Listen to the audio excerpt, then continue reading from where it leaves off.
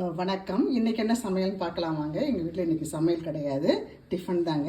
கேழ்வரகு மாவை வச்சு இட்லியும் தோசையும் பண்ணியிருக்கிறோங்க. சூப்பராக வந்திருக்கு. ஒரு தோசை நல்லா முருகலாக ஒரு தோசை போட்டாச்சு. இட்லி அதில் ஒரு 2 இட்லி எடுத்து வச்சுக்கலாம்.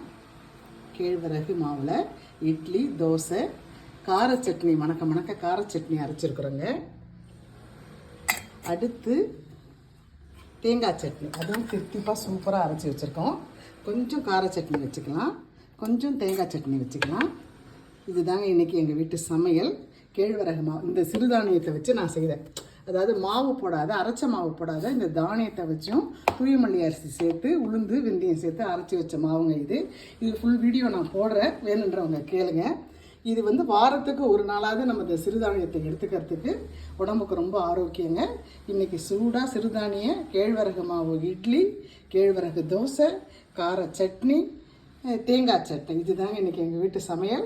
ஒரு காஃபி போட்டு சாப்பிட்டா ஃபுல்ஃபில் ஆகிடும். பிடிச்சவங்க லைக் பண்ணுங்கள், ஷேர் பண்ணுங்கள், கமெண்ட் பண்ணுங்கள். தேங்க்யூ.